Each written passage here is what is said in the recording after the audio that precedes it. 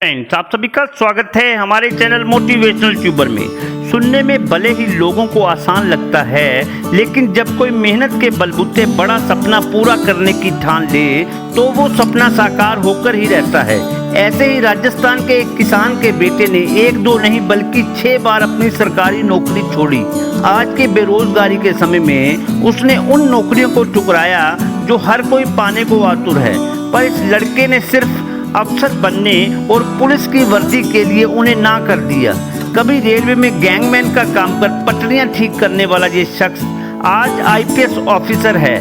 उनका संघर्ष ही उनके हौसलों की कहानी सुनाता है कि कैसे कड़ी मेहनत से उसने अपने कंधे पर सितारे लगाए हैं। आइए जानते हैं इनके संघर्ष से सफलता की कहानी उन्हीं की जुबानी।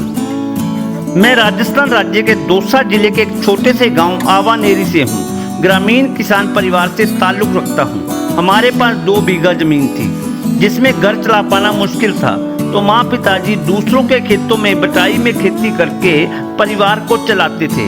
हमारे क्षेत्र में शिक्षा के प्रति जागरूकता का अभाव था।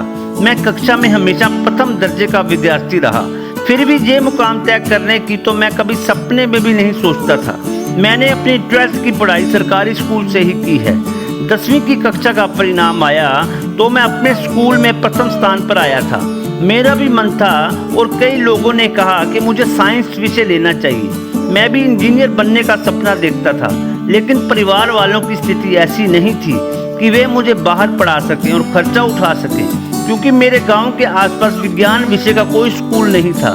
मैंने इन सब चीज़ों को बुलाकर वापस 11वीं में अपने सरकारी स्कूल में एडमिशन ले लिया था और मानविकी विषयों के साथ पढ़ाई जारी रखी।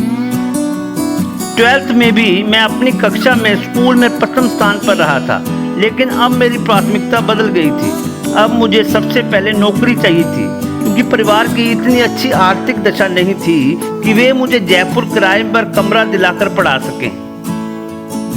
आज मेरी सफलता के पीछे जो सबसे बड़ा कारण है वे मेरे माता पिता द्वारा मुझे जयपुर के राजस्थान कॉलेज में प्रवेश दिलाना था, क्योंकि वहाँ मेरी ऐसे अच्छे दोस्तों से जानकारी हुई और मुझे विश्वास हो गया कि शायद सिविल सेवा में नहीं तो मैं एक अच्छी नौकरी जरूर पा लूँगा। निम्न वर्गीय परिवार की पृष्ठभूमि से होने को ध्यान में रखते हुए मेरे लिए एक अच्छी नौकरी खोजना बहुत महत्वपूर्ण था। 12वीं कक्षा में था तब हमारे गांव से एक लड़के का चयन भारतीय रेलवे में गैंगमैन के पद पर हुआ था। तो उस समय मैंने भी अपना लक्ष्य गैंगमैन बनने का बना लिया और तैयारी करने लगा। बीए द्वितीय वर्ष 2008 में मेरा भारतीय रेलवे में भुवनेश्वर बोर्ड से गैंगमैन के पद पर चयन हो गया। मैंने पढ़ाई जारी रखी और उसी साल मेरा चयन भारतीय स्टेट बैंक में सहायक के पद पर हो गया। वहाँ नौकरी के साथ मैंने बीए किया और आगे पढ़ाई जारी रखी। 2010 में मेरा चयन भारतीय स्टेट बैंक में पीओ अधिकारी के पद पर हो गया। मैंने कर्मचारी चयन आयोग द्वारा आयोजित होने वाली संयुक्त स्नातक स्तरीय परीक्षा दी और उसमें मुझे रेलवे मंत्रालय में सहायक अनुभाग अधिकारी के पद पर पदस्थापन मिला। क्योंकि अब दिल्ली से मैं घर की सभी जिम्मेवारियों को बखूबी निभा रहा था, तो उसके साथ मैंने सिविल सेवा परीक्षा की तैयारी भी आरंभ कर दी। मेरी इच्छा थी कि बस एक बार सिविल सेवा परीक्षा ही पास करनी है और दुनिया को दिखाना है कि मैं भी ये कर सकता हूँ, जिससे कि कई छात्र हैं मेरे जैसे जो ग्रामीण क्षेत्र से आते हैं। उनमें प्रतिभा है, लेकिन एक जो आत्मविश्वास होता है वे नहीं आ पाता। ये तभी आता है जब उनके जैसा कोई सफल होता है, तभी उनको लगता है कि ये अगर हमारे गांव से हमारे साथ पढ़ा हुआ और हमारे जितना ही बुद्धिमान था और अगर ये परीक्षा पास कर सकता है तो शायद हम भी कर सकते हैं। और यही आत्मविश्वास सिविल सेवा परीक्षा में बहुत जरूरी रहता है।